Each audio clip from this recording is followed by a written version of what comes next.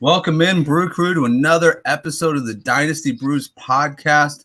We are live right now on Twitter and YouTube, and today we are joined by Dave Heilman from the Dynasty Dorks and Zareh Kantzabedian, who we will be calling Z from now on. I just wanted to say it myself and be fancy with it. But he is from the Football Guys. Two great guests. Guys, how you feeling today?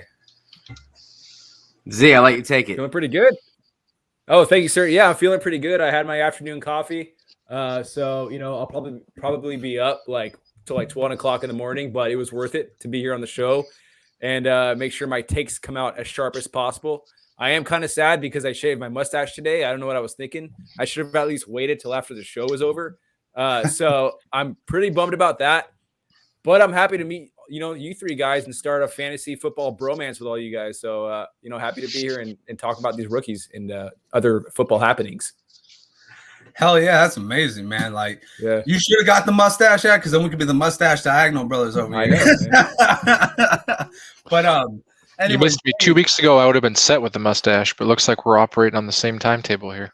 Oh man, yeah, bro, you're shaving like every single week. You must grow that shit out like crazy. Every single week, he's got like a 5 o'clock shadow going. I know he shaved like the day before and everything. Yeah. It's bad, dude. It just grows like nonstop. It's a good thing because I'm the only one in my family that can do it. It's about the only bragging rights I have. But same. Hey, I always say when I go bald, I'm gonna be able to shave it off my face and put it on my head. So there you go. Dave, how you doing today, man? Doing great. I love talking ball. It's nice to be able to be a guest on here. Got the Fantasy Pros thumbs up. I'm going to be on the ECR this year, so that was fun. And I'm just always pumped, always ready to go and talk ball. Hey, boom, doing big things, man. Congratulations. That's a hell of a class to be in right there. Justin, how you doing today, man? I'm living the dream. I do not wearing business casual clothing this week, so we're going in the right direction. There you go. I'm happy to say, by the way, that it's been a good week. I'm not going to brag too much, but I am going to do a humble brag here. I called Tyreek Hill being traded in the season with Prediction Strike. I also called Matt Ryan being a Colt like 2.5 weeks ago. So I'm feeling pretty good. Nice. It's not often you get a crystal ball going. Yep, that is true. Go throw all your chips in on Justin's Prediction Strike articles because they're coming true. Good job, man. Fully, I could have predicted where he was going, but hey. Well, then we'd all be quitting right now. We'd have a full-time job working somewhere for fantasy. For sure. Yeah. It would have been hard to predict him going to Miami. I mean, he's pretty much what the Waddle is. Jalen Waddle was the Tyreek Hill clone coming out of college. So when they said the two teams, and I'm sure we'll get into it here in a second, but when they said the two teams, I was like, oh, he's going to the Jets. Like I don't know why I was so confident he was going to the Jets. Yeah, guess they just didn't want to pay the price on that one. Yeah. Well, it came down to it. We'll get into it, but yeah, there's got some insight on that as well. Hey, we're already into it. If you got some insight on it, just fucking roll with it, man. We're already into it. So I listened to the Move the Six podcast, and they had a really good breakdown on it. And the funny thing was, I got a text from a buddy from college who, we'll just say he knows someone that knows someone in the Chiefs organization, and he just randomly texted me, "Hey, looks like Tyreek's going to the Dolphins," and I said, okay, and I totally didn't believe him. The next morning, I see there's possibility of Tyreek going to Dolphins or the Jets. Text him like, how did you know this? And he said, I can't really say, but I do know somebody. Please do not share this information. And then I find out that both teams had already agreed. So both teams' deals were accepted by the Chiefs. It was then in Tyreek Hill's hands which one he was going to accept. And kind of like similar to Deshaun Watson's situation. He's from Miami, and so that's really what it came down to is Tyreek Hill was going there. Then they asked him in the press conference, how close are you to being a Jets? And he said, Jets? Nah, wasn't close. He's from Miami, from Florida. He trains in Florida every offseason. But when he told me, like I said, I didn't believe him at all. But he knows someone that knows VIII, and he even told me what the compensation was going to be. He was spot on. Wow. Well, goddamn. Yeah, I definitely wish I would have been able to share that, but I wasn't going to blow up his spot. And, somebody he works with was not going to do that to him. But it was pretty crazy. I same as you, Justin. I was like, why would they do this? It's like, Waddle and Tyreek Hill are very similar. Yeah. Justin, you brought on the right guy for the Tyreek Hill show, man. I mean, this guy had the insider info, dude. He just broke it down for us. I'm gonna bring him on the Chiefs episode, bro. Yeah, I'm gonna hit you up during fantasy football season too, so I can get the inside scoop. Yeah, well, I'll tell you guys this. He told me earlier today they're gonna sign MVS and they're gonna trade for Laviska Shenault. They are gonna trade for Visca. That's what he told me. We'll see. But he literally was spot on. With the everything so far. So we'll see. Wow. Yeah. So and they're probably not done yet. Go ahead, Andrew. Oh, you're good. Yeah. So I probably got a little bit lucky. My inkling that he was going to be traded was I follow the news here pretty tightly. Everywhere. It's kind of like this is kind of like my hobby, just for fun. But my inkling was that they'd approached him multiple times for extensions and to restructure his contracts, especially last year, and he hasn't been super engaged with his contract. And so my inkling was he's not going to play this season without an extension. So if it was going to happen, this was going to be the season. So obviously they were working towards an extension, so I got a little bit lucky with my guess, but I figured that if he was going to play this season, he would have to have an extension. That was kind of where I was going with it. Yeah. And 30 million at that. Holy jacked. And they paid Terran Armstead too. So when you look at the Dolphins now, holy shit, guys. This team went from number 3 in the AFC East to easily number 2, looking at possibly challenging the Buffalo Bills this season. I mean, Tyreek Hill does kind of fit the mold of what Jalen Waddle's doing, but I mean, Jalen Waddle fits Tua perfectly. He loves the short distance throws. He's not really a deep ball thrower at this point. And I mean, with Armstead back there now, protecting his blind side, it looks like it's going to be, he's going to have time to connect with Tyreek on a good route, and fucking maybe Tyreek can do the rest at this point. I would imagine that's the love of Tyreek Hill, right? He's so damn fast that he can literally do the rest off of a 10-yard slant, nothing. And bringing it full circle back to fantasy football, I was kind of initially I was really muddled about Waddle's dynasty ranking going forward, at least for the first year or two, because long term I'm totally sold on Waddle, absolutely, but at least this year and the next year I was kind of a little bit muddled. Thinking about it today at work, I think I feel pretty good about Waddle still being the lead receiver on that team, just because of the chemistry that he built with Tua last year. Tua just went to him all the time. They have a really good understanding. Tyreek Hill's still going to get his. He's still going to be 1,000-yard receiver easily and have probably 5 touchdowns easily. But yeah, I think I still feel comfortable with Waddle this year. I think I'll be ranking Waddle this year above Tyreek Hill in fantasy football. Yeah, okay. So full disclaimer here, I'm a Bills fan. I try and tell myself I'm a realist. I can't get on board with the Dolphins being as powerful an offense as we think they're going to be. I think they're still going to run the ball with McDaniel. I think that Chase Edmonds is actually going to be a huge value this season, especially with all the focus on Tyreek and Waddle. And I think that I'm just having a really hard time thinking that Tua is going to support 2 top-notch wide receivers based on his average depth of target and stuff like that. So I'm kind of a little bit cool on Tyreek going there. I have a couple shares of him, and I just don't know how much I love it, to be quite honest. Oh, that's fair enough. That's fair enough. Where do you guys put Tua now? I mean, does he break into that top 15 area for any of you guys? I'm not going to say top 12 because I don't think he's going to be a QB1. I mean, obviously he has the weapons too, but I don't know if he has the ability to. But top 15, anybody a taker on that one? I don't think so. Well, let me see my rankings real quick. There's a smart man. He's like, well, I already did this exercise. Let's see where I got him. Yeah, and I don't want to. I think everybody's looking at their rankings right now. I see everybody turning to the 19. Left or to the right. We have no one. I got 2 at 19, and this is dynasty rankings. This is not redraft, but I have 2 at 19. And I think 15 is a good bar to put. Yeah, he could sneak in there. I could take out. I mean, I could just take out Justin Fields and Trevor Lawrence, because I haven't updated him yet. I'm in on Lawrence. I am out on Fields so far. They have not given him any help. Yeah, I was kind of fired up for Fields going to the offseason, and this is before free agency started and nothing happened. So I'm waiting till everything's done to update these and publish them. That's fair enough. So what you guys are saying is the top 15 is not a long shot whatsoever. Tua could absolutely sneak in there at some point and be a top 15 quarterback, which, I mean, I think that's reasonable considering he's now got weapons. He's got somebody to protect his blind side. Obviously, somebody, somebody wants to succeed in Miami, because why else would they give Tyreek $30 million? There's usually a very small gap between those, sorry, Justin.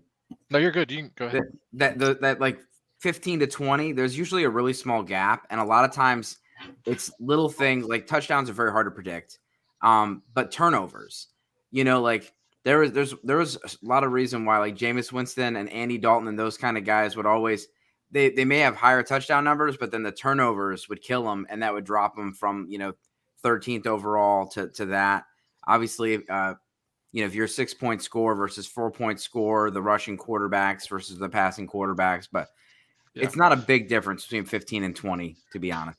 You're actually spot on. So last year when I was in the fishbowl, I took all the numbers out of the MFL and I funneled them into just a spreadsheet, and I found the standard deviation outside of the top 7 was like 1.5 to 2.5 points. Whereas it was 5 point, like outside of the top 7, it was like 5 points on down per game, obviously, but it was like cut in half after the top 7. Jimmy G last year finished from weeks 1 through 17, finished QB 18. And that's without, a deep threat like Tyreek Hill, who can increase that touchdown percentage. So I think, Tua could sneak in there this year. So let me ask you guys this. He just had easy pop passes to Deebo Samuel the entire time. They should take those TDs off. Well, and that's the same action you're going to see with Tyreek Hill and Jalen Waddle. Yeah. Right. Exactly. So all right. So outside of Josh Allen, who's number 1 by most people, which quarterback are you putting second out of the AFC East? Out of the East?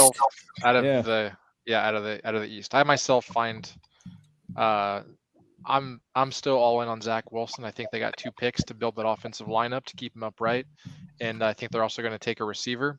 So, last season, 2 out of the final 3 weeks, he was QB5 or better in two of those weeks, and had in the last 4 games, I want to say 30 or more rushing yards in all those games. So did the rushing yards finally pick up towards the end of the season, or he was getting more rush attempts? He was running. So one of the games he had like 100 yards. That was when he broke off that long touchdown run, and then he picked up more rushing opportunities. I think he just got more calm instead of forcing those turnovers like he'd been doing all season. He finally just was like, I'm going to tuck it and run it, because he is an underrated athlete.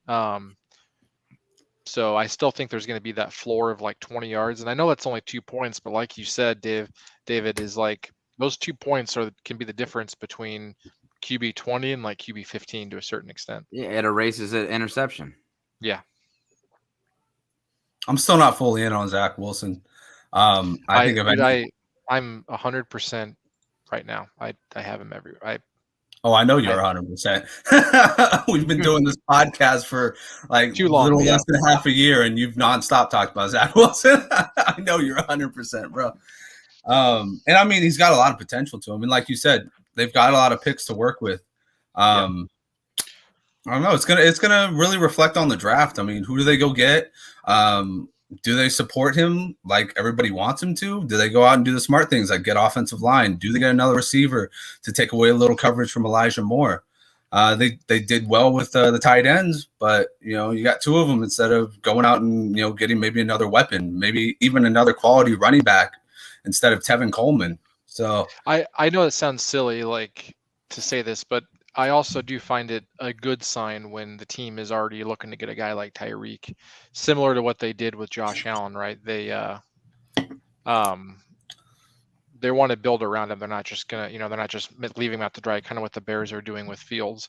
And I meant he averaged 30 or more yards. He had a couple of games where he did not actually run. So going back. Sorry. Go ahead, Z. I was going to say, going back to the rushing, like you were just talking about. I just ran the numbers real quick, and Tua, he had he averaged 3.3 rushes a game in 13 games last year, and averaged 42.7 yards per game. And those are just averages, right? We're just looking at averages, so that there could be like some skewing. Exactly, like Wilson's 90-yard game, yeah, for sure. Yeah, exactly. But I keep forgetting that Tua also has that rushing element to his game. But I feel like we've seen less of it because of that first year coming out with the whole hip injury, and him being kind of like a delicate flower. We didn't want to get hurt, and we might see more of that. I don't know. I'm not sure as far as designs for Zach Wilson. If do you know how many run designs as far as scrambles there? Yeah, they don't. It's really just scrambles. He's not going to be like, there was some fake news out there last year that he ran like a 4.4 or something like that, but it's really closer to like 4.7. So kind of Carson Wentz. I think Wentz is a little bit faster back in his day. But he is an underrated athlete too. He's not Josh Allen though. He is. When I used to watch him in college, and the first person I thought of watching him scramble out of the pocket was Russell Wilson. That's the first person he reminded me of. Yep. He does kind of have those that ability to kind of really sneakily be elusive. Like you don't think he's really doing too much, and then he kind of pulls out to the right or pulls out to the left, and he's got a wide open receiver. But with Russell Wilson, he's got his receivers trained to a point where, I mean, obviously not now, but in Seattle, he had him coming back to the ball. So that was so beneficial for him. So if he wasn't like able to make a run for it, he was still getting yards, and you were still getting a first down and continuing to play because he had Lockett or Metcalf coming back to the ball. That's definitely something, maybe the Jets need to work on, because I think you're right, Z. I think he does kind of have comparisons to Russell Wilson. But anyways, guys, great rant. But let's get back to it. A couple other guys happened. Matt Ryan and Matthew Stafford, the two Matts. Matt Ryan is now traded to Indy. How do you guys see that? I mean, in comparison, it's pretty much like trading Carson Wentz for Matt Ryan. When you think about it, you traded away a third-round pick for Matt Ryan. You got a third-round pick for Carson Wentz, and you got another third-rounder that could be a second-rounder if he plays 70% of the season. So how do you look at that exchange? I actually think it's beneficial because now you got somebody who's a little more competent, been an MVP in the league, gone to a Super Bowl.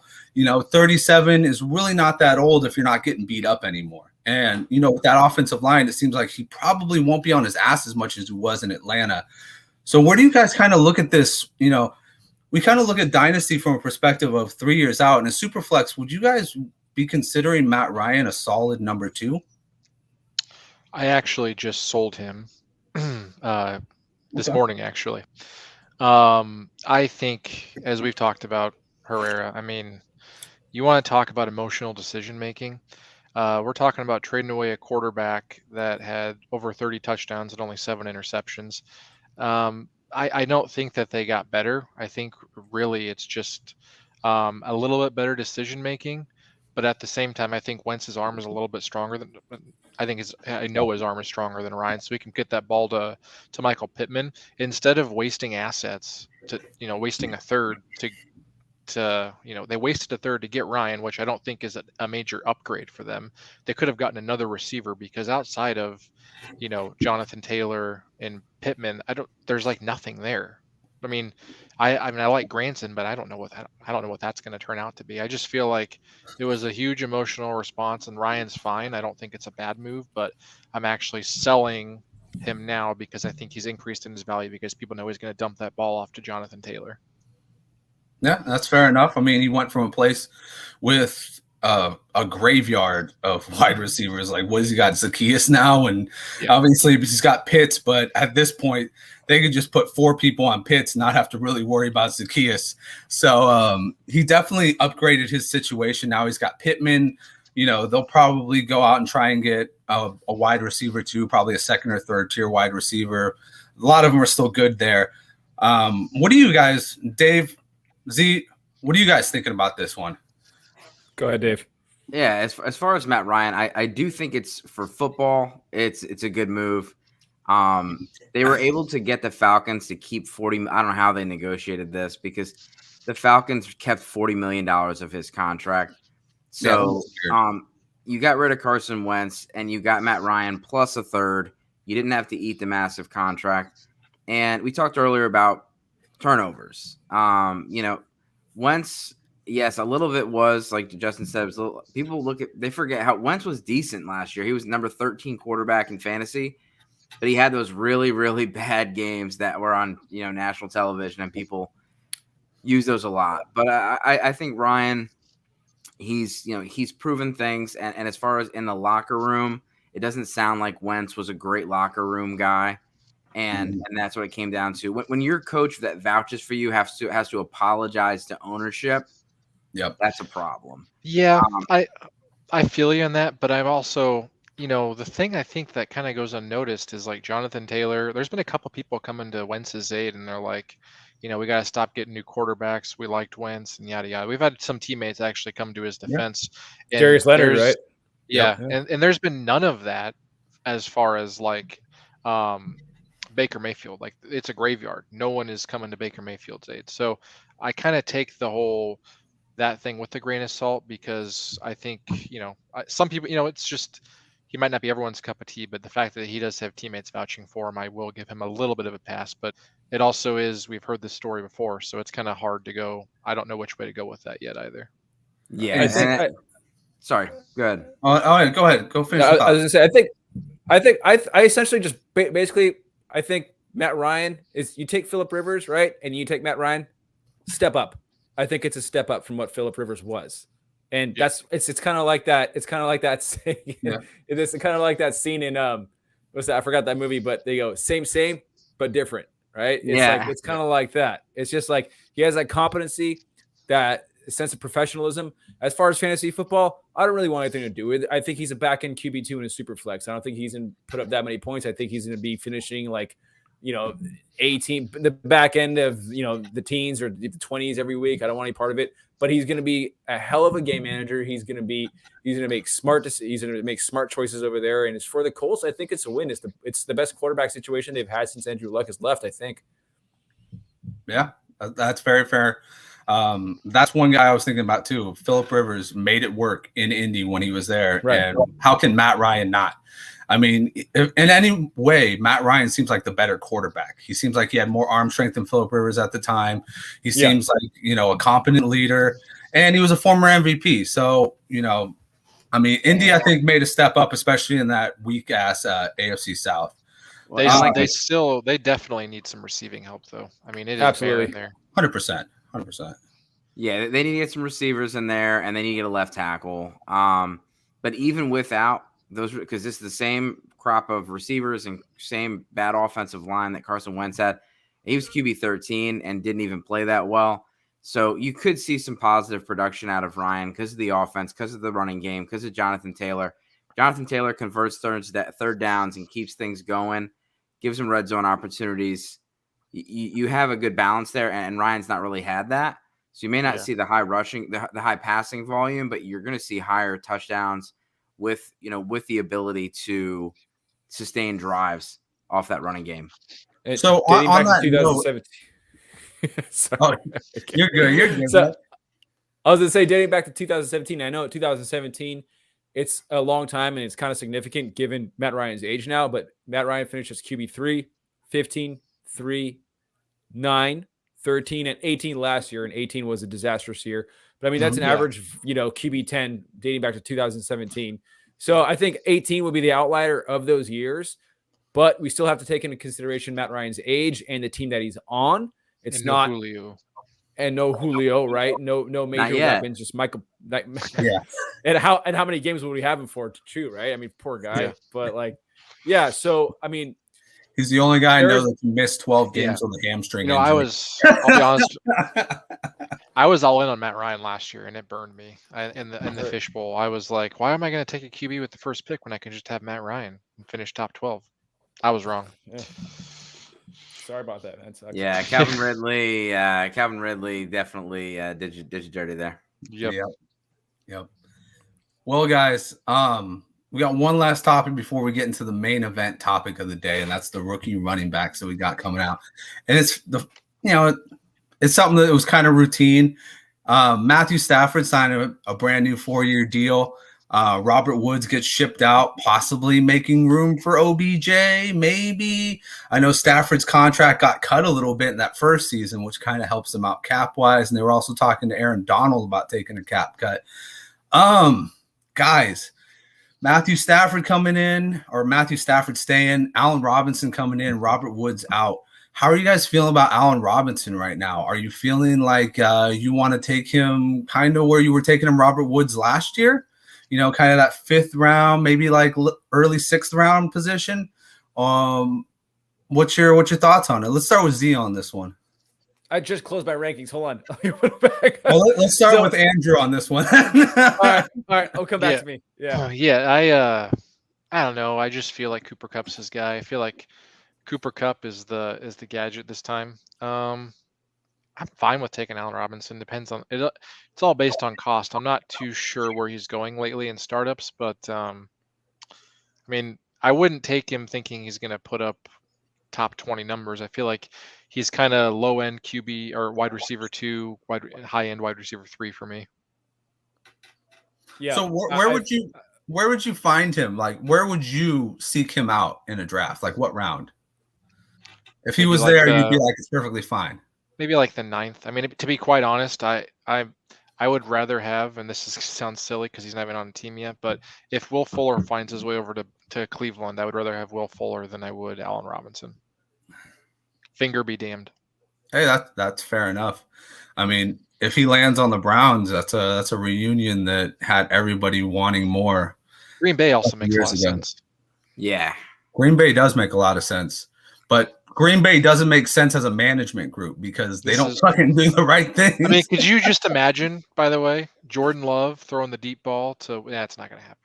Well, I was going to say, can you imagine Jacoby Brissett throwing the ball to Will Fuller for 6 to 8 games? Because we don't really know what's going to happen with Watson. Yeah, and then you also have to assume that – I mean, if that happens, if he's out for 6 games, will they even play together next season? Will Fuller's track record. He's a wide receiver 1 when he plays. But Well played.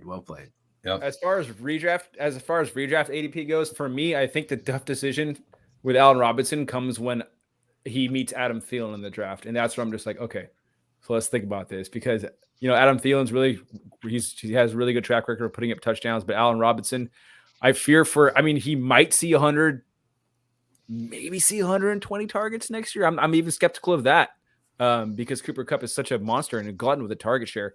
I mean, I'm hoping he sees 120 at least. I don't know.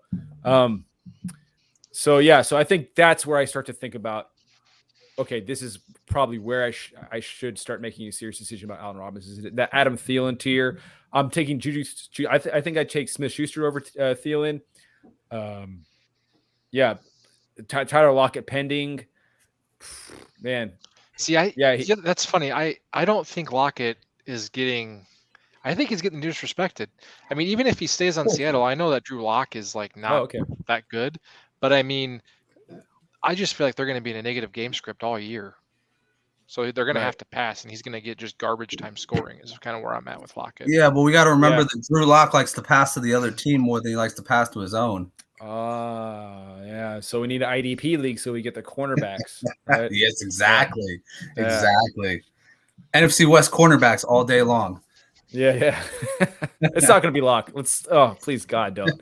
That's like having Mason Rudolph go into the season with we just talked about Baker. That could be a spot. I got Carolina or Seattle as the only 2 really seats open on the carousel. Could see Baker go to either one of those. Has anybody thought about Baker not being traded yet because they're waiting for Deshaun Watson's final suspensions to be handed down? So they're just kind of like holding on to him. Oh yeah, 100%. Yeah. Okay. Even then, like if he gets a 6-game suspension, watch them try and finagle him into like playing 6 games for them, and then bench. Oh my God! Or trade would that be? Deadline. Wow. I don't think there's any chance. I'm still not the biggest Baker fan. That whole thing is just a colossal Browns move. Also, how Pete Carroll of it would be to think that he could win with Drew Lock.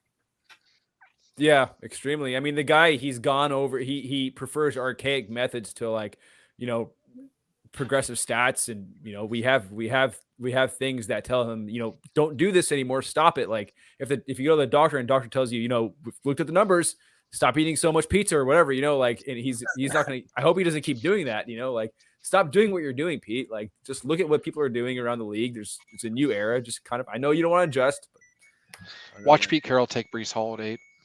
Just it's gonna happen. Yeah. Oof. If that happens, we loves competition. It's Brees Hall, Rashad Penny. Who are you taking? Why not? Yeah. Why not?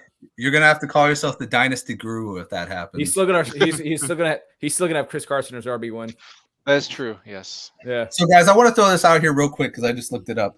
OBJ over 7 games with the Rams, 48 targets, 27 receptions, 300 yards, and 5 touchdowns. The touchdown mark for me kind of does it. Do you think that that's something that we could see with Robinson, considering even if OBJ goes back, he's going to probably miss part of the season? So would you think of him as maybe somebody you could put on your team, maybe like a wide receiver 3 that could kind of give you some good front end production, maybe teeter off in the back, kind of like how AJ Green did with the Arizona Cardinals, where he had like this amazing first like 4 or 5 games. You were like, oh my God, is this going to end? And then, it ended. I still think Allen Robinson's a stud. I think he's still Allen Robinson. I threw out last year. Last year was a disastrous train wreck. I still think he's got it, man. He hasn't really given me a reason to doubt him as of yet. Yeah. Until he does, then I'll start tapering it down. That's why I was like, okay, yeah, Rams are cool. That's a great, prolific offense, but it doesn't really do many favors for, the wide receiver 2. The wide receiver 2 isn't the wide receiver 2 on the Rams, isn't the wide receiver 2 on your fantasy team most weeks. So I was like, okay, that's fine. I'll take it. But I guess it's not that I don't believe in Robinson. I still think he's got the goods. My only concern is I just feel like he's kind of like Robert Woods. They're very similar. Very good route runners, not going to burn you with speed. And I just think back to Robert Woods' start to the season. They had to start scheming him back into the offense because he just wasn't getting the stats that he wanted. So I just worry that Stafford is going to continue to feed Cooper Kupp. And then if they bring back OBJ, I don't know. It's a lot of mouths to feed, but I like Stafford. So I still think, like I said, he'll finish top 24 or, high-end wide receiver 3. Yeah, definitely. If receivers learned anything in that Rams room, go have breakfast with Matthew Stafford. It will do wonders for your career. That's true, man.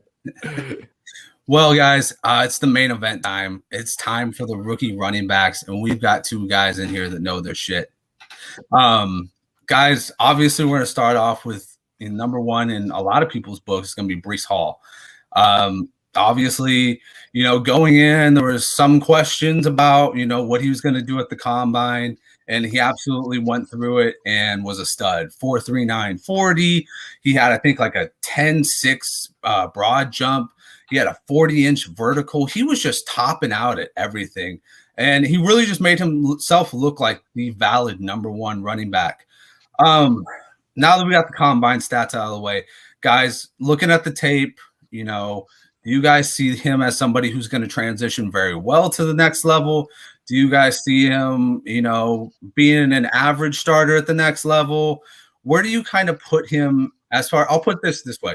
Where do you kind of put him as far as his career goes? But most importantly, where do you put him this year in, say, a super flex? Let's make it interesting, where a quarterback is actually usually the number 1 pick. Where do you put him in a super flex? We'll start with you first, Dave. Yeah, so if it's super flex and we're talking running backs, quarterbacks, receivers, everything for just the rookies, I'm still not going to go Brees Hall if we're talking about in a vacuum, to where I don't have a team. Most of us in our dynasty teams, we need running backs. Your league's going to need running backs. So Brees Hall is most likely going to be the 101 in almost everybody's drafts. But talking about rankings, I have a receiver ranked over him, receivers over running backs, longevity, those kind of things. But I would take Brees Hall over any of the quarterbacks, regardless of landing spot at this point. Breaking my heart, man. That's fair enough. Where would you feel the most comfortable? Like, say you wanted to take your dream receiver 101. Where do you feel most comfortable taking him after that? Brees Hall. Do you feel comfortable taking him 102? Yeah. Yeah. Yep. Cool. How about you, Z? Where do you echo? Well, before the draft, before we know where anybody lands in the draft, I have Breece Hall as a 101 right now over the receivers, and I do like the receivers coming out of this class, but I feel like they do have some risk coming out. They each have their own volatility in their, it's specific with each case, but they are a talented bunch. I'm not trying to just take that away from them. So if we find out like the Malik Willis goes to the Lions, I probably put in a super flex. I'm putting Malik Willis over Breece Hall. But right now, with draft capital being non-existent, it's Breece Hall over Malik Willis right now for me, or any other QB. It doesn't. Yeah, that's a crazy thing that the Lions might actually go second pick in the draft, Malik Willis. Holy shit! Like, I mean, talk about fucking getting your stock way up there. I mean, I for the life of me, Malik Willis doesn't belong in the top 10 in my opinion, but QB needy teams like fudge and I don't know how you guys feel about that take. And we can just move on to more Breece Hall stuff if you guys don't want to talk about it. But yeah, I mean, that would just be. I mean, I like the Lions as a place, but definitely interesting if they go number 2 there. Justin, Andrew, finish us off. I know you want to rant about Breece Hall, so it is your time, my friend. Go for it. I don't know if it's a rant. I think that we are a little bit over our skis on Breece Hall because he had some good combine numbers. That is half the battle. However, I will tell you, looking at his stats last season, I'm a little bit underwhelmed. So looking at the teams he played against, if we took on average, he played roughly the 45th best rushing defense. You take all their averages and you dump it into the model. But if you look at games where he played a top 30 rushing defense, only one game that was against Baylor did he have over 100 yards, and he actually averaged just 4 yards a carry. And the Baylor game, he averaged 7 yards a carry, which lifted up his 3 yard per carry average on those games, actually. So when I watched him on film, I didn't quite love his vision. And I'll admit, this is the only guy I've gotten to watch on film because I was kind of thinking I was going to love him when I watched him. And I couldn't fall in love with him as a 101. I think that when I draft in my dynasty, and I have that first pick, I think of it like this. Like, if you have the 101 that you didn't trade for, your team sucks. Like, you need players that are absolutely safe. And I just don't know if taking a running back is the safest bet. I think if you take a quarterback like a Malik Willis, who, I would feel comfortable taking him at 101, but I'm telling you, Pickett has climbed my board all the way to 2, and he's close to 1 for me based on his decision making. I feel like I see a lot of Matt Ryan and Carson Wentz in Pickett, which we talked about last week. I just feel like the safest bet is going to be Malik Willis at 1, and then I'd rather take a receiver in this draft. I have some question marks on his vision, and I just don't know if I'm there with Breece Hall. So for that, I'm probably going to have no shares of him, and I might live to regret it, but that's just kind of where I'm at with it. Hey, that's fair enough, man. That's why we do these takes, because everybody gets a little taste of what is going around, because not everybody can agree with each other. And I mean, I'm with you on this one. We don't disagree on this one. I'm not a big fan of Breece Hall. I think that at the end of the day, he kind of has that power back build, but he doesn't really have like the power back feel to him on the tape. Like, he doesn't ram through people. You look at Zamir White, guys like that, where they just like no regard. Dameon Pierce, no regard for the other person's health, just violent runners. And he just doesn't have that appeal to me. And I was looking for other things too. I was looking for elusivity, sideline to sideline type lateral speed. And, yeah, I didn't see to be honest, the 40 surprised me. Like, I did not see a home run hitter on film, to be quite honest, in the game. And, I pull my analysis, it's not as, I don't have all day. I got 4 kids, but I usually pull 4 games. I take the best game, the worst game, and then I just take 2 random games. And I was surprised that he ran a 4.39 based on what I saw on film, to be quite honest. Yeah. Any final thoughts on Breece Hall, guys? Yeah, I think not only age is a factor. When I watch him play, I don't he's 217. He's not 230. So I'm not looking for a power back, and power back isn't necessarily going to factor into my fantasy production. I want to make sure he's over that 215 mark, kind of the same conversation with Travis Etienne. He's fast enough. He breaks tackles. He's got a nose for the end zone. He had a 33% dominator rating, which is number 1 in this class. And this guy he gets the ball in the paint. And I know scored. Yeah, go ahead. He scored in every game this season, looking at the statistics, which is insane. And I want to see. I want my fantasy running back to not leave the field. And so some of the guys that you see on here, and almost everybody's in the committee in the NFL, but in college, it's not as prevalent. And I do not want to see my running back coming off the field on third down. That tells me, A, he's not a good pass catcher. B, he can't pass pro. Mm-hmm. Your good running backs, your best player on your offense should not come off the field. And Breece Hall did not come off the field. Like I said, 33% college dominator rating, which means 33% of his offense's production came through him. He was their best player. He was their offense. And I think he's a stud. Now, I will say, just real quick, I'm biased. I think the Big 12 is terrible at defense. So that definitely, that's just kind of where I'm at.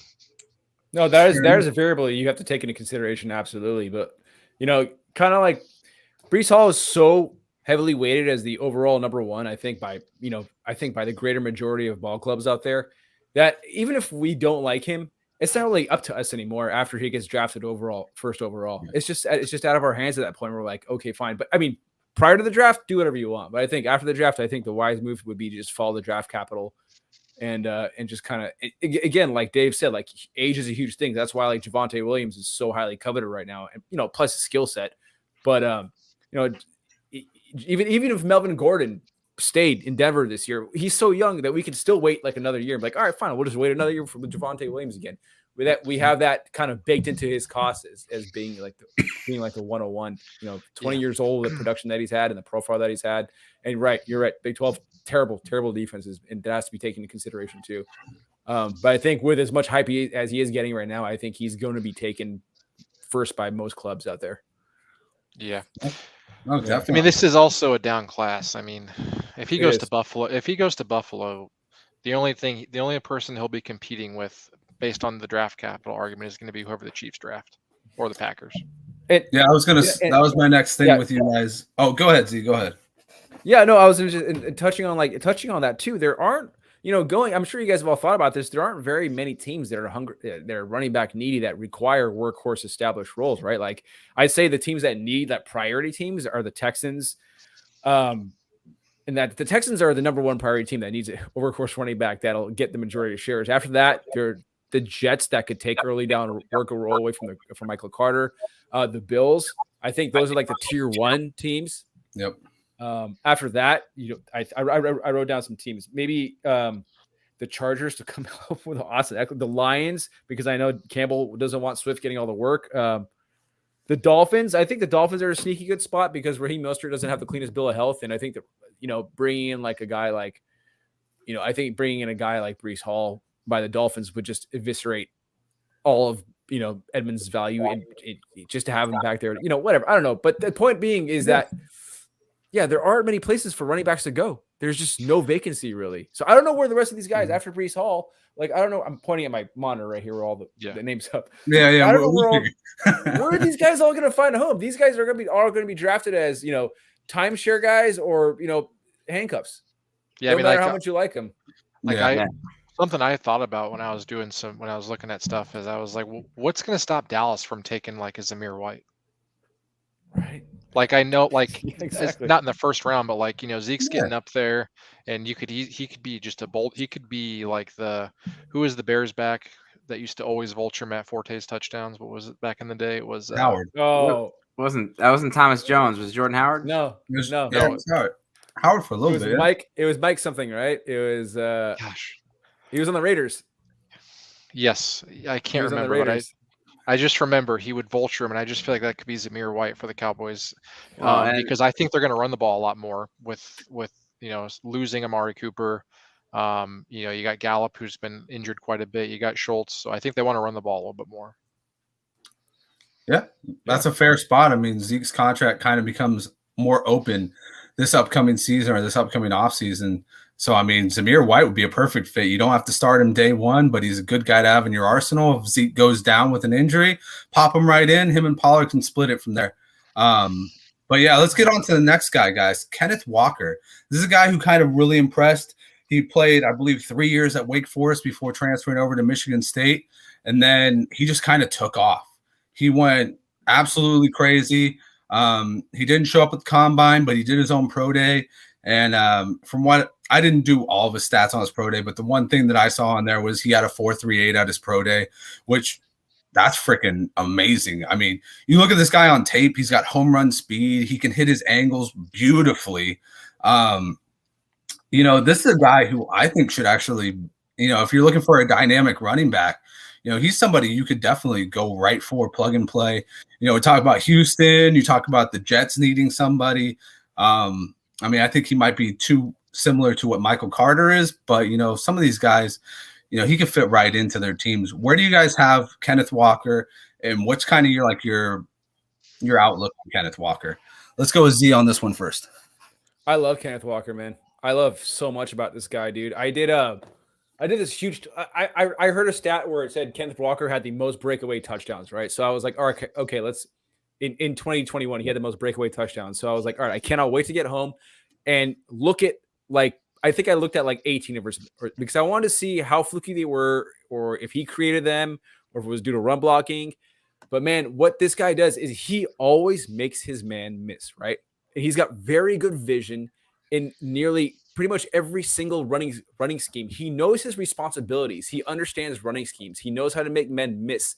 He's very patient behind the line of scrimmage. And these are such cliche things I'm throwing out. Cliche, this, that. Yeah. But what amazed me the most was I remember I saw this run where he got into the secondary and he got sandwiched by 2 tacklers. It was against Miami, who were doing some horrible tackling. And he got sandwiched between them. He dropped his pads. First, he dropped low, gave him a shimmy, dropped his pads, got between them, came out, and he came out with his head up, and he saw the safety coming down, and he processed the safety, and he was still being wrapped, and he got out, and he already knew what he was doing against the safety and moved out of the way, got around the safety and got tackled from behind by like a defensive tackle. Like, his processing speed is so fast. I watched that play in slow motion so many times.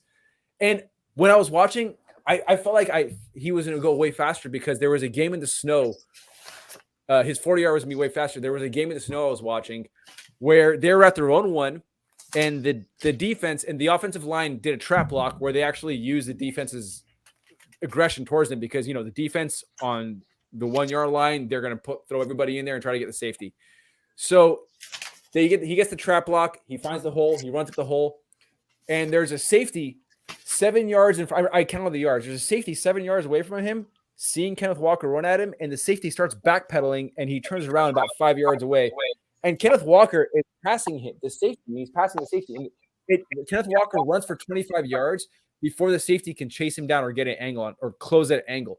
So that game in the snow, I saw that game and I was like, dude, Kenneth Walker, without that play, he's looked slower than I thought. But that play made me stop. And I was like, okay, that safety had 7 yards to backpedal and turn around. And, they're safeties. They're pretty strong. They're faster guys on the field on the defense. So, there's so much besides for his profile, which is awesome. I love Kenneth Walker. And for him, mine was J.K. Dobbins with less burst and acceleration. And I still kind of believe that, but not as much after watching him at the combine. I love Kenneth Walker. And as far as his receptions, he can catch. I don't know what more you want. People say he can't catch. Okay, what do you expect him to do? Do you want him to run a post corner route and turn around and track the ball? What do you mean he can't catch? They're running backs. They run swing routes. They run checkdowns. They run angle routes, right? And that's pretty much what running backs run. Does he have good technique? Is that what you're talking about as far as not being able to catch? Because he can do that too. Did you see there's some of the screens that they drew up at Michigan were horrible. They couldn't even get the ball to him. They were throwing in front of him. They were just poorly throwing passes. So, yeah, I like Kenneth Walker a lot. That's how I feel about Kenneth Walker. And I'm going to stop that rant because I'm very passionate about it. Oh, that was very insightful, man. Holy shit. I thought I liked Kenneth Walker. I like it a lot, yeah. Andrew, you got anything to add on to that? No, I think he hit on everything. The only concern, like Z talked about earlier, is just 211. Would love to see him get up to that 215 mark. A lot of sticky numbers start hitting around that 215 mark. Measured in at 211 at the combine. So get some meat on them bones. I think he's got the elusiveness to work around that. And worst comes to worst, he goes to cook out for a little bit. Stay Dave, to my house. There you go. You're invited. And just to throw this out there, just because someone has Breece Hall 1 and Kenneth Walker 2 doesn't mean that they hate Kenneth Walker. It's one of the most frustrating thing about rankings is just because you have somebody higher or lower doesn't mean you love or hate them. Sometimes it's a small difference. And if I had the opportunity to get a second round pick to move from 101 to 102 and grab, if I needed a running back and grab Kenneth Walker, I'll take Kenneth Walker in a second round pick over Breece Hall. Like, it's close enough. And what I see from him, one thing I saw from I listen to Move the Sticks a lot, and they talked about, a lot of people, they're used to scouting the helmet, and they're saying Big Ten, and they think slow. And there's no more Ron Danes coming out of the Big Ten. There are fast running backs. There are great athletes coming out of the Big Ten. And the Big Ten, part of the reason they look slower on tape, Z, they're running on grass. They're not running on turf like all these other guys. And when they hit the turf in Indy, they're flying. And Walker's not a big guy, and neither is Breece Hall. But again, they're kind of in that threshold that Justin's talking about. You don't want a guy definitely don't want a guy that's small and slow. None of these guys are technically small. They're not under 200 pounds, but you want somebody over that 215 mark, especially someone, and he's 5'9", so he doesn't have a whole lot of room to add that weight. Unless he's gonna be short and squatty like Maurice Jones-Drew. But I still like Walker. I like his hands. I like his ability to catch out of the backfield. And just like Z said, he always makes the first guy miss. That's one of my favorite things about him. And a great an offense can take him and run. I got NFL mock draft database up, and I'm looking at like potential landing spots based on like the consensus mock drafts. There's people that have thrown Dallas out there for Breece Hall and for Kenneth Walker. Could be, potential plans moving forward, in second round if they fall like they did with CD and Amari Cooper. But the Texans are definitely one of them. The Bills, the Bills are definitely in every single one of these running backs is mocked to the Bills at some point. And there's a few others out there, but those are the two of the consistent ones. Yeah, hell yeah. Let's move on to Isaiah Spiller. Who wants to start off on this one? Isaiah Spiller is one guy that I really didn't watch much tape on. I was impressed by his contact balance, and I was impressed that he could break a good amount of tackles. But like I said, I didn't really watch too much tape on him. So let's start with you, Dave. Tell me about Isaiah Spiller. Yeah, I definitely think there's definitely there was a lot of hype about Isaiah Spiller, and then it died off with things at the combine. He had an injury he was working through. That's why he didn't really do a lot of the stuff. I think he's gonna be a good running back. He's number 3 in this class, and I think there's a clear cutoff after him. But his running style concerns me. He runs a little high. And we've seen guys where that has not translated that well into the NFL. We've seen very few that it has translated well. But those guys are very few and far between. And I think he is going to be more of the power back. He's a bigger guy. He's more of a power back than he is with these other guys, which is great in the great offense where you're Damian Harris and you're scoring 18 touchdowns. But you need a whole lot of touchdowns to be a great fantasy producer. And we're talking about being a great fantasy producer. And so I want the guy that's going to be able to catch out of the backfield, be utilized in the passing game, and do some of those things. And he's not there for me, and that's why he's the 3 over these other guys.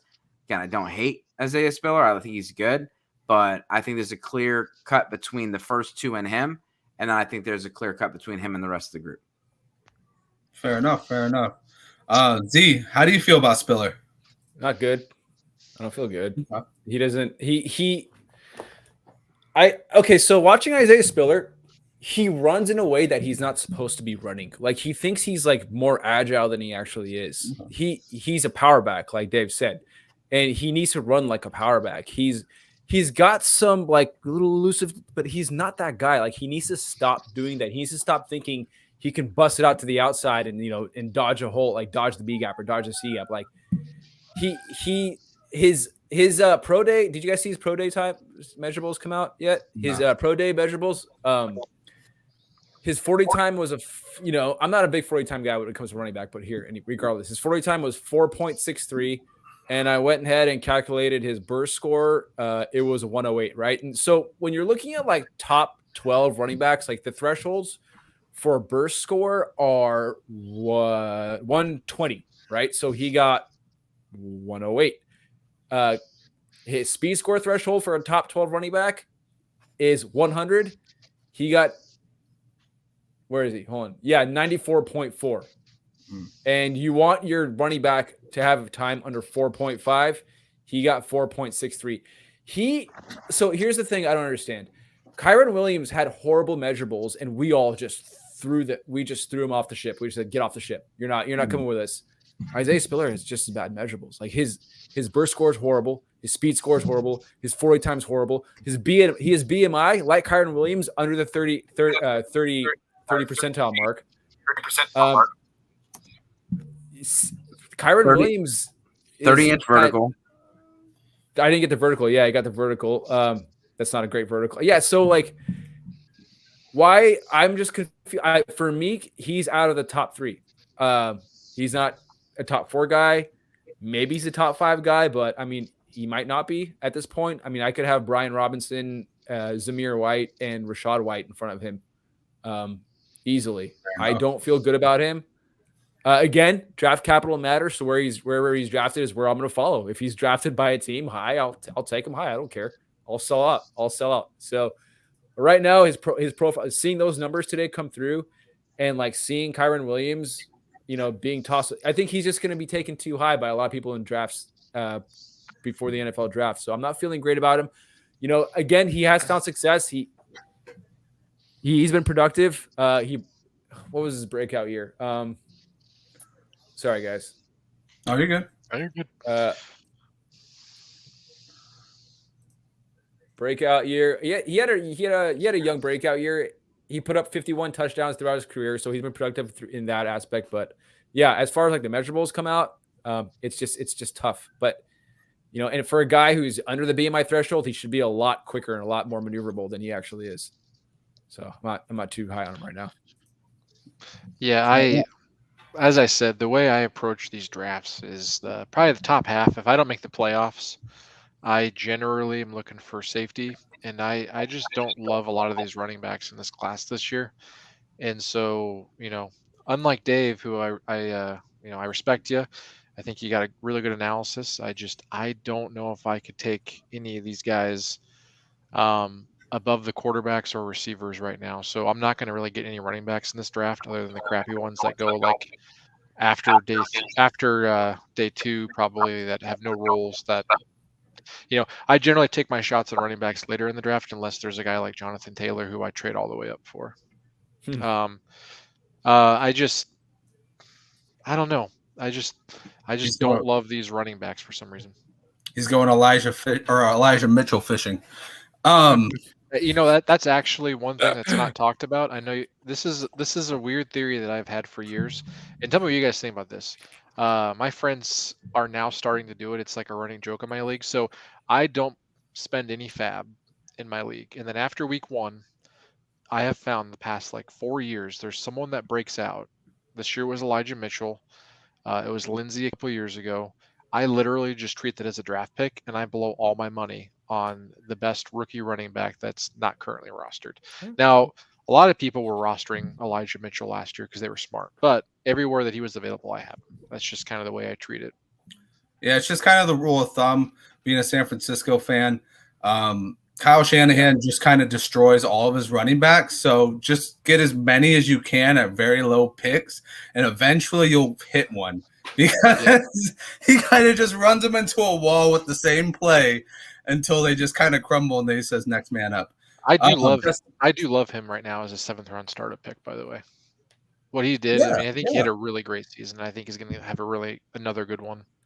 No, he's incredibly durable. I mean, he got injured for a couple games last year, but I mean, trust me, you see this guy get ran into a wall 24 to to 30 plays a game, and you're like, ouch. When's the next man up? And don't say it's Trey Sermon, because it's not. It's Trey Sermon. He's the 101. It'll be JaMychal Hasty before it's Trey Sermon. Hey, real quick sidebar. What do you think about Ray McLeod? Was it Ray McLeod? He got signed on the Niners. Yeah. From the Steelers. Is that something? Is that just like, why does that like make my stomach kind of like tickle a little bit when I think of like Ray McLeod? I don't know why, but I feel like given Shanahan's track record of not giving, like he doesn't care about like who his players are as far as established roles outside of like Kittle and Juszczyk and Debo. Like he's like, Ray, get in there. Bench, go ahead. I don't care about you. I don't care about draft capital. I don't care about my reputation and trying to prove a point to the rest of the league. You know, like Ray. You know, Ray, he was a PPR, like he was a PPR guy last year, like towards the end of the year when Ben Roethlisberger's arm started going out. You know, like Jimmy Garoppolo, like he's not as old as Ben Roethlisberger, but God knows that Shanahan doesn't want him throwing it down the field like 10 times a game. So I feel like Ray McLeod's name is going to come up sometime next season. He's going to be like the Week 7 '1 priority ad or something like that. So he'll be like a DV. He'll be on someone's winning DFS roster for sure. Oh yeah. Oh my God, dude. So again, this is Dynasty. So I want to throw this out there about the ages, because remember, COVID threw everything off. So looking at the running backs, so Breece Hall, rookie age 21.3, Kenneth Walker 21.9, Isaiah Spiller 21.1, Zamir White 23, Rashad White 23.7. James Cook 23, Brian Robinson 23.5, Dameon Pierce 22.5. So you have 4 guys that are in. They're all these guys are tier 3 for Pro Football Focus. So Pro Football Focus has Breece Hall by himself at 1, Kenneth Walker and Isaiah Spiller at 2. Mm-hmm. Then they have Zamir White, Rashad White, James Cook, Brian Robinson, Dameon Pierce, all those guys in 3. The only one that's under the age of 23 is Dameon Pierce, and Pierce has no tread on the tires. He's someone that has a lot, not a lot of tape to watch for that guy. I think they were saying last year he had 9 games under 10 carries, which is fucking crazy. But he was also averaging like a touchdown every 7 carries. Like, you imagine that being a coach and you can feed this guy 21 times, still be underfeeding him, and he get 3 touchdowns like that. Yeah, it's a wild proposition, but I agree with you. I like Dameon Pierce. So there's a Twitter darling out there, and I'm one of them that likes this guy. But Pierce Strong, 25. Really? Wait, they ranked Pierce Strong at 25 at PFF? Rookie age. Rookie. No, he's 25 years old. He's gonna be 25 when his rookie age. 25. How much usage did he get in college? He got quite a bit. I think there was a stat last year. Credit to whoever did this, but I don't know if anyone's ever hit at that age, or it's been really low.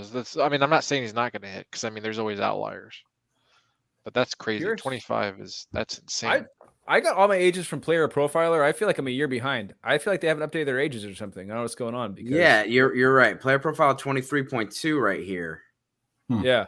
Best comparable, Elijah Mitchell. There you go. That's what everybody's saying. They're all, $100 fab budget week 1. Here we go. Yeah, I'm literally looking at San Francisco. That's definitely going to happen. I'm looking at PFF right now. It says 25.1 for Pierre Strong. It definitely sounded wrong, and it is 23.2. Okay.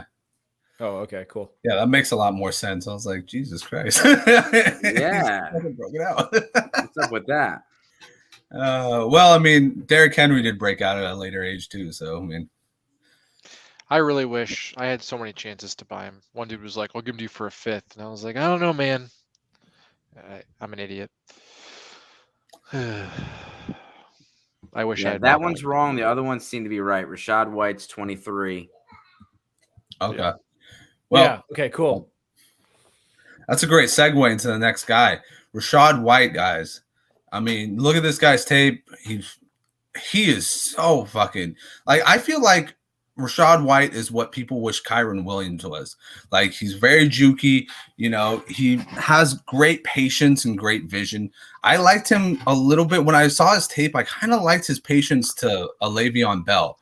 Plus, he's also really not afraid to take a tackle, which, some of these guys, I mean, they're not Dameon Pierce. Dameon Pierce will tear the entire team to the end zone. But guys, just give me a quick one on Rachaad White. How do you see this guy? Do you see him? I mean, do you see him anywhere near what I'm seeing him as, or am I just a crazy lunatic over here thinking that he's going to be at least decent in the NFL? Let's go with Justin Andrew this time.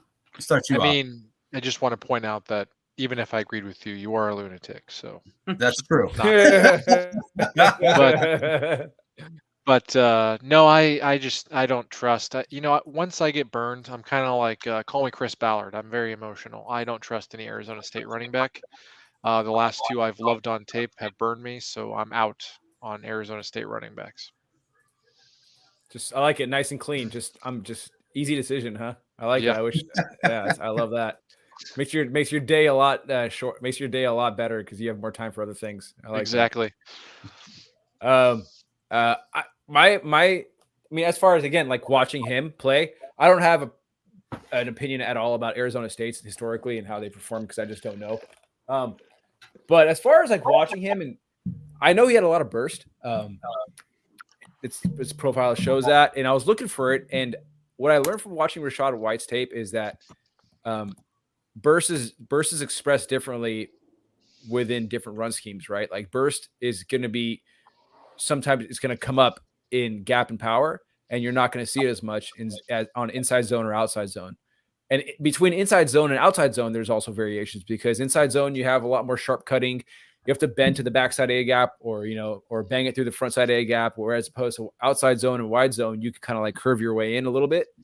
But getting back to Rachaad White, where I see his burst, he's really good at gap and power. That's where he's going to get those home run plays. He's really good at just cutting and just finding the hole. And he can cut from the C. He can cut from the B, go to the A, see the A's closed up, and go boom backside, and he'll go backside A gap and pop it right through there really, really quickly. And that's where the home run ability comes from. Again, like he's got the receiving profile that we all want. I don't know how he could bust. He can play inside zone. Like his mental processing is there, but he just doesn't have the footwork. He can't cut on hard angles, like really extreme angles quickly to be really efficient on those inside zone run plays. So I prefer him on a power or gap style scheme. I like it if like he came in like I think the Cardinals would be a nice place for him to go to and like kind of like, hang out with James Conner for a bit. And, James Conner eventually goes down, it's just what he does. And he's not durable. And Rachaad White comes in and just picks up right where James Conner left off. And him and Eno Benjamin could reminisce about their Arizona State days. Right. I didn't even think about that. Yeah. Benjamin, a clear case. That's a point to your case right there, Justin. There you go. Yeah. Dave, what you got for me? Yeah. He's just, for me, it's difficult. Everything looks good. The numbers are good. The height, the weight, like he's very Chuba Hubbard to me. To where it looks good. But I just don't know how it's going to translate. And don't get me wrong, Chuba's had he's had some success. So I think in the right scheme he can. But I just don't think he's someone that can just, no matter where you put him, he's going to be successful. I didn't know if it was the feed or the quickness or the vision or what it was, but sometimes I felt like he could have got a lot more. And he just wasn't able to create. And that was the concern for me. But as far as the tangibles, this guy's got he's 6 foot 214. He's quick, good burst. I just don't know about some of the other stuff, and I don't know if they can, it's a big jump going to the NFL. Those guys are fast. Those holes close quick, and I just don't know if he can do it himself. Well, fair enough. Let's go to Georgia now. We're just talking about both of them because it essentially seemed like, Georgia, Kirby Smart has said it, his whole like pitch to come to Georgia is that he's going to get you ready for the NFL. He's going to make sure you still got some tread on your tires. Both James Cook and Zamir White have some tread on their tires. I believe Zamir White tore both his ACLs, right? Both his right and his left. I think he did his left in 2017 and his right in 2018. Or it could have been, you get what I'm saying. But anyways, guys, going into this. We were talking about Dallas being a possible spot for him. Where do you see both these guys going? Obviously, James Cook was more of the scat back type. Zamir White was more of the power back. Both kind of have problems with pass protection. What's your outlook on both these guys? Let's start off with Z this time. As far as landing spots go, as far as just outlooks on them in general. Zamir White, I like a lot. I think actually he gets a lot of recognition for his agility, which he has plenty of. Like he's got some of the craziest footwork I've seen in the league. Like he has footwork that gets him to the outside edge that is not fundamental to the running back position. Like he does crazy stuff. Like what I do sometimes to try to get a grasp of when I watch players is I will actually get up and try to do it in my living room. Like I will try to, so I can understand it. So I kind of, the mechanics settle in. So when I see it, I get a feel for it. And my fiance looks at me like I'm nuts because I'm doing all these moves like an idiot in the living room. But Zamir White, yeah, he actually runs with more power than he gets credit for. I mean, he's got the size for it. So he's got a lot of agility. Plus he's got size to boot. So I think he covers both aspects of the running back, the running back criteria as far as like two spheres of agile, powerful. He can do both. Justin, you said you like power backs. Zamir White, I think, is a power back. He is that guy. He has good yak ability. He can carry defenders if he wants to. He always runs with toughness. He needs to work on, as far as like ball tracking in the passing game, he has to work on some ball tracking. I like what he does with ball security. He's a smart guy, switches hands depending on what side of the line what side of the field he's running on. Yeah, dude, he's a pretty good complete package. And in this year's draft, for some reason I'm looking at players who have a wider, like they're good at most things, and I don't care if you're really good at one thing. You know, like there's some running backs who excel at one thing. In this class, I want running backs who can cover the bases, and while seeing like a good floor for them to build on in the league, right? And I think Zamir White is that guy. I think Zamir White, we haven't really seen anything yet out of him. Georgia, he didn't catch passes in Georgia because James Cook was there. I wouldn't want Zamir White to be catching passes either if I was the coach of Georgia. So yeah, sure. I feel really good about him. Yeah. Dave, go ahead.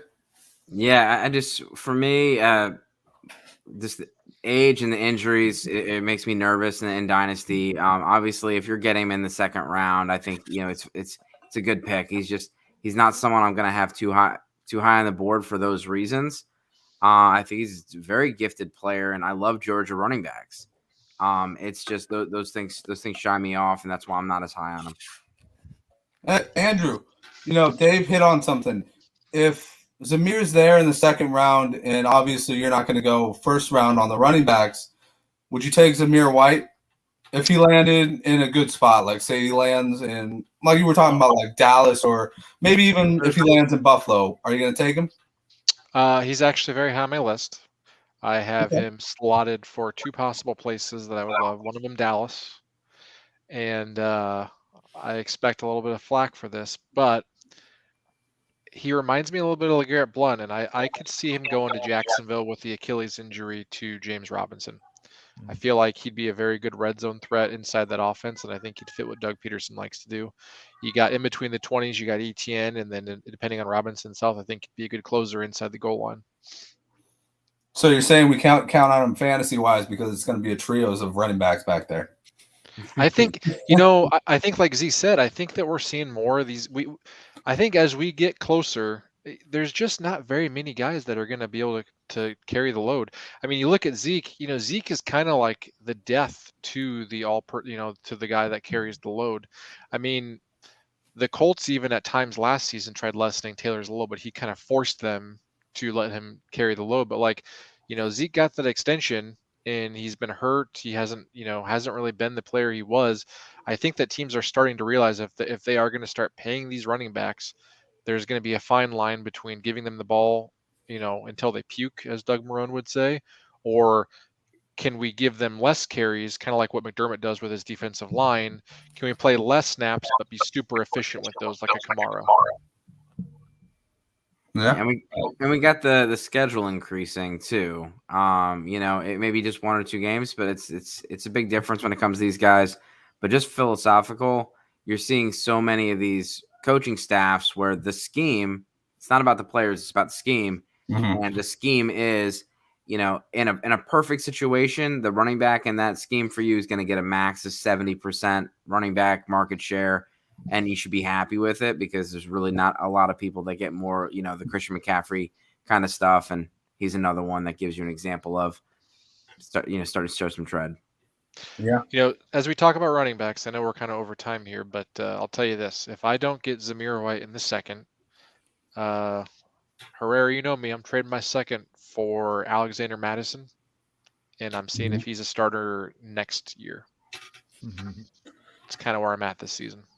Someone thinks Dalvin Cook's going to be in prison soon. Not in prison. I think he'll be suspended or traded. They can save almost $9 million in cap space if they trade him after June 1st. And Madison's pretty young. What's Madison, 23? Yep, and this is his final year. This is the final year of his deal. So he could easily become, Michael Turner situation where he gets maybe not a bag of cash, but some cash, and he goes to start somewhere next year and surprises a lot of people. Yeah, right, I like that. I was a big fan of him coming out of Boise, so I'm hoping he gets a shot. Yeah. So let's finish it off with I'll let you guys pick. Do you guys want to talk about Kyron Williams or do you want to talk about Dameon Pierce? Not it. Well, if we talk about Kyron Williams, it's going to be all sad stories. I will say one thing about Kyron Williams, right? Okay, so this comes back to metrics and data and then film, right? And I'm both. I've embraced both. I love both, but I'm just saying, like, Kyron Williams, like this comes back to the coaching perspective. Kyron Williams put up a horror pro day. It was terrible. It was terrible. But when you watch him play, like, he's a DAWG dog. Like, he's hungry, he's smart, he loves to play football. I was watching him against Purdue, and he's actually one of the better pass blockers in this class. He is. Him and Brian Robinson are up there. I think they're probably one of the top two in this class. But I saw Kyron Williams is 195 pounds in that range. He went against Frank Ragnow, I think is his name. The end, is that his name? Frank Ragnow? Hold on. You talking about the guy? Yeah, What's his name? Hold on. It's George Karlaftis. George Karlaftis. Yeah, Frank Ragnew's the lineman for the Lions. The center for the Lions. No. Yeah. Yeah, I'm sorry. George Karlaftis, the D end, who he went against George Karlaftis, who's 270 pounds, I think, 275 pounds. It's maybe 245. I don't know. I got it mixed up. And he squared him up. He rolled his hips, put his hands inside, and didn't give up any ground. His helmet flew off. Kyron Williams' helmet flew off because of the impact of the physics of the force behind the hit, but he didn't give up any ground. And when coaches see that, it's going to count for something. I don't care that his burst was horrible. I don't care about any of that. This is where, like, coaches see that. They're like, all right, this guy loves to play. I want that guy on the field because he's not going to give up, man. That guy's going to be out there when I need him to play. That's all I'm going to say about him. He has a love for the game. He's a smart player, and it shows up on film all the time. That's all I'm going to say about Kyron Williams. I hope he gets a shot, man. Yeah, that's the one thing they couldn't take away from him. He's actually a really good pass protector, even at like under 200 pounds. So, right. That's fair enough. I mean, I liked him going into the combine, and then I saw the combine, and I said, holy shit, how can you be like 199 pounds and you can't fucking run a 4.4? Like, what's going on here? It's so sad. Because it's like what you're saying, like, that takes a lot of lower body strength and upper body strength to fucking hold up somebody who's going to be a pro level defensive lineman. Like, you would think that would transition to him being like, a faster player, but obviously it didn't. I just found this out. Their pro day was today. Did anybody end up getting the metrics on that? The Notre Dame pro day. No, I didn't know that. Yeah, it was today. Huh. You guys looking it up? Yeah, I'm looking it up. Yeah. Okay. So Justin, are you a Dameon Pierce guy? I'm not really. I would probably go Kyron, but I just struggle with Notre Dame running backs, I just have a hard time, and it's kind of like a quick, it's a cliche to look at the school, but I saw him on film. I'm just not overly impressed with either. But if I had Right. to lean one way, I'd probably go with the Notre Dame back, just because I think he's had a little bit. I just think he looks better on film a little bit. It's kind of like a quick analysis. I've only watched a little bit of him. The pro day's tomorrow. I thought it said the 24th. It says all you need to know about Notre Dame's pro day on Friday. Oh, okay. Well, cool. Guess we'll find out a lot about him tomorrow then.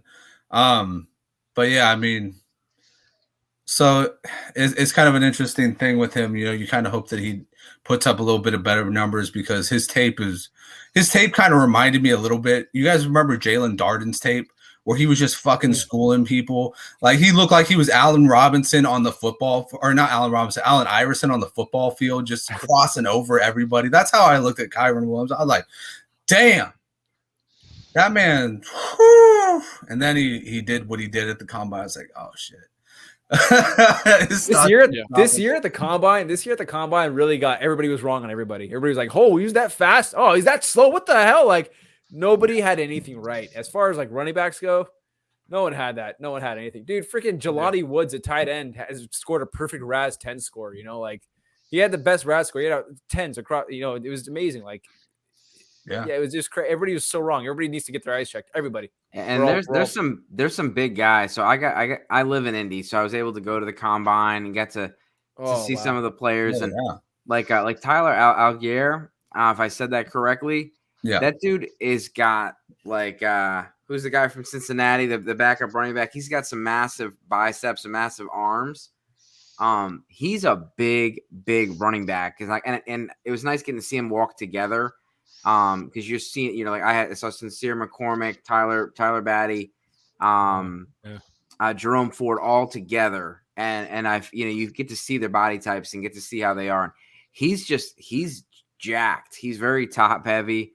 But Pierce looks really good. And I like watching the combine. I like watching them run the wide receiver routes to see how natural they are.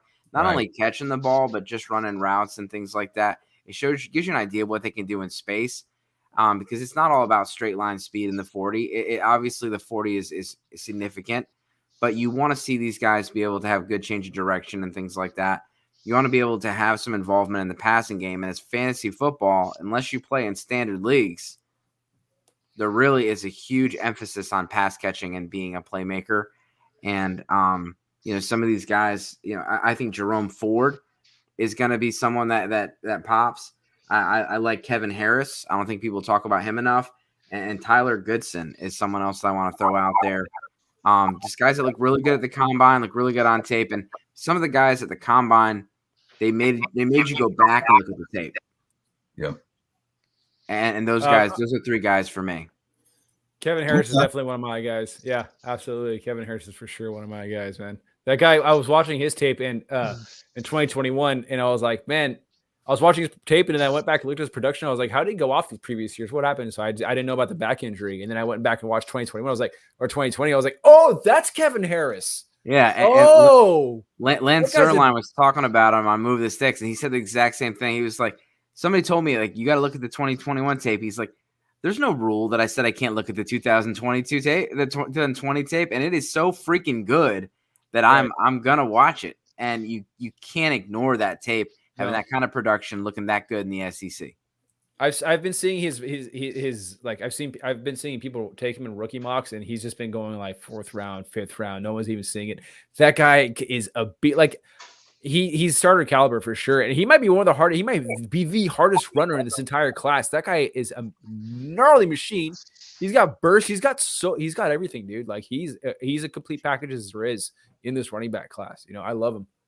And I feel like Brian Robinson is just starting to get hyped now, but I feel like as far as like a month ago, nobody was really talking about him, and I had to take a look at him, and I really like Brian Robinson a lot. He's a top 4 running back for me. And it goes back to the point I said before, and I know I'm sorry if we're going over on time, but at this point, don't even worry about it. Yeah, it goes back to what I said before about running backs having like a breadth of talent, like a skill set that they can do everything, and Brian Robinson can do everything. And he's got like my notes on him are like I remember watching his games, and I went to Twitter. I was like, Brian Robinson's athletic ability and agility. That section of my notes is full of good comments, and I didn't expect that to happen. I was not expecting that for a 6'2", 225-pound running back, dude. His elusive cutting ability reestablishes with his cutting foot first. Good footwork in traffic, nimble feet for a big guy. He is a one-cut runner. He can drop his pads in the open field and redirect with one cut. He's got like, when I watch him run, he's got like light feet. He's got quick feet for a guy that big, dude. Like, and his receiving ability is there. Like, he can pluck the ball away in the middle of the air like a receiver and bring it back into his chest. Like, yeah, I love Brian Robinson, dude. He's got a really good. I think he's going to be. He's got it to be a all down back in the league. I think I can't wait to see where it lands. Fair enough. Andrew, what's your final running back you want to talk about? I don't know if it's a running back. I'd like to point out that I think Dave kind of revealed now how he got his Tyreek Hill source. I think he went to the steakhouse in Indianapolis and we're just kind of eavesdropping on some of the conversations. There it is. But no. Did you at least pay the tip, Dave?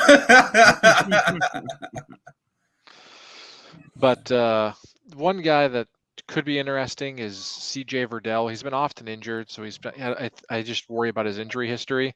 But I think he could be kind of a sleeper late in the draft that I'm probably going to take in the third round if he falls there.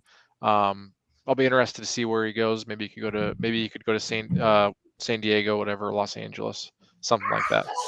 Justin, no one's talking about Verdell, man. I love Verdell. Yeah. Imagine he's healthy. Imagine he goes to the Dolphins. Mostert gets injured again. Yep. Verdell's that guy. Verdell's the guy that comes in and fills in for Mostert. That's perfect. That's just a perfect guy to come in and fill in for him. Just home run hitter. Yep, and he's the guy I'll be targeting in like the third round, which absolutely. Yeah. Just to answer your question, Justin, the Pierce versus Kyron, I do like some of these, scat backs and satellite backs, but at the end of the day, it's really hard to get consistent year-to-year production from those guys. If you're not 200 pounds, it's really hard. And I know people want to point at like Aaron Jones is light, Alvin Kamara is light. They're not under 200 pounds. And you can't be under 200 pounds and run a 4.6. He's got to do something tomorrow to improve it. And part of that, if you're going to be that light, like let's say you put on a couple pounds and run a 4.5, that's fine. But you're that light and that slow, it's not going to do well. It's not going to translate to fantasy production or NFL production. So I'd take Pierce over Kyron Williams right now. Yeah, I think a lot of people jumped early on the Austin Eckler comparison train, because he's just like that small. But, a lot of people got to remember Austin Eckler is kind of an outlier in that sense because, he's just absolutely – if you've ever seen Austin Eckler work out, the dude fucking plates like 500 pounds on squats. Like, this dude is a fucking animal. Like, and it shows. I mean, on the field, he's fearless. We all thought, they're going to get another running back this year to, do all the goal line work. And no, he just did it all himself, obviously in phenomenal shape. And that's just one of those things where you can't really compare people and make comparison to outliers because they're outliers for a reason. So I think you're absolutely right. Scat backs are never something you should really rely on, especially in fantasy. You just don't know if they're going to hit or not. Guys, freaking wonderful ass podcast. Holy shoot. Got to meet some really cool people today.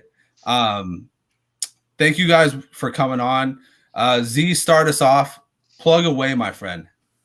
Yeah, I'm really kind of committed to football, guys, right now. And you can start to see my work coming out there. We're just starting to do some roundtables on free agency and value gain, value loss articles. So look for those. They just put together a really cool team. The youth are coming up on Twitter, and they just added a bunch of cool guys. And I'm still in disbelief that I work there because I learned everything. I learned so much from football guys. Like Matt Waldman was my inspiration. Like Matt Waldman's been so he's been so generous and humble with his time. Like if I ever had a question about running backs, I would DM him like a clip. I'm like, what could he have done better here? What's he doing wrong here? And he would have answered. He answered every single time. So for me to be working where he's at, and like Sigmund, like to his couch show, like whenever they're live streaming, I get notifications. I go in there. I'm fanboying in the chat. Like I'm not like working at football, guys. I'm fanboying in the chat still to this day. I did it this morning. So like I'm at football, guys now.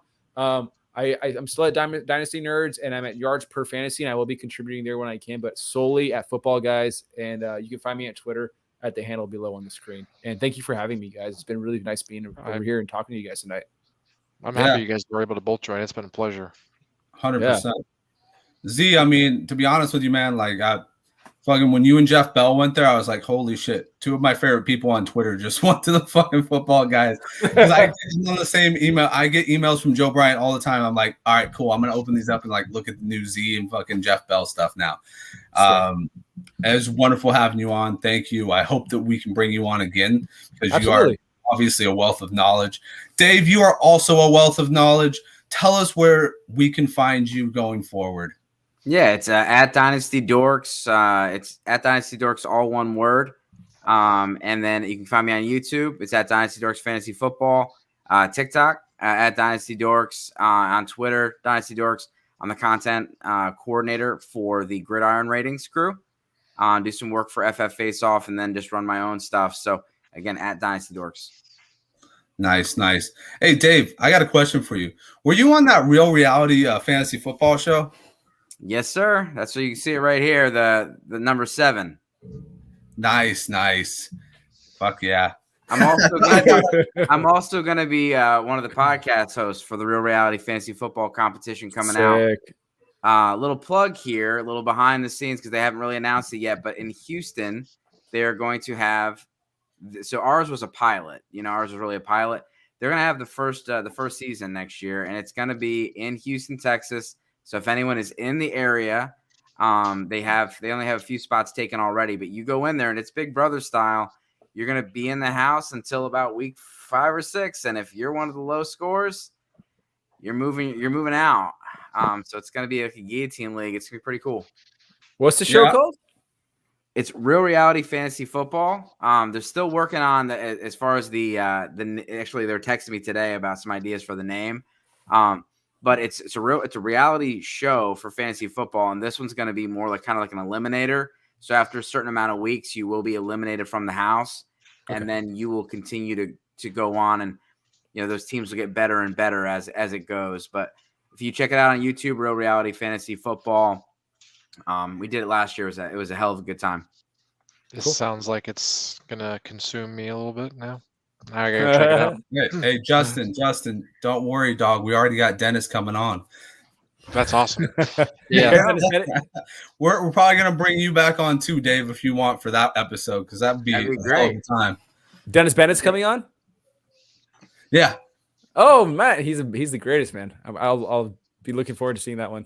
Yeah, we reached out to him a little while back, and he said pretty much like, "Hey, I gotta make sure that I can't put spoilers on your show." And I was like, "Don't worry about it, dude. Just fucking come on." So yeah, I did. Looking forward to it. But I'd also like to point out for Z, man, Football Guys is a great fantasy football website. But if you ever want to see good food, my dad's a chef, so I'm a pretty picky eater. But man, Joe Bryant's Twitter always makes me hungry. I'll be quite honest with you. If you ever see the crap he puts on there. I've never seen him put food on there once. Never. Oh man, you got to go check it out, dude. He knows his food. And I've seen, so they got good food out there, right? Yeah, yep. Good food, right? He was in Texas last week, so he put up some of the Texas barbecue. Then he gave me his top 5 list, and I looked at some reviews. I think he's spot on. So I got to give him credit. He runs a good website that I am subscribed to, and he's got you there. But I'm also a fan of Chad Parsons, who will come on our show hopefully if time works out for him. Awesome. Yeah, everyone there. I mean, they got an all-star cast there, so yes, definitely absolutely. a good company. I'm just trying not to say anything stupid and just observing right now. Yeah. Don't worry, Z. We'll cut this off before. No. Justin, as always, what are you doing over at the Nerds right now? I know you got to have something up your sleeve right now. So right now, I'm a little bit on hiatus. I'll probably pump something out here this month. Really, I'm really trying to react to all this news. A lot of my content you can see over at Prediction Strike. Those are the guys, I try and write for both, but right now Prediction Strike's kind of where I'm at because it's got the dynasty perspective mixed with the stock market perspective that I help them out with. So kind of just trying to read and react to the latest news with Tyreek Hill and stuff like that, like we talked about. Nice. Cool. Nice. And as always, you can find me on Twitter at SemtexMex93. It's been a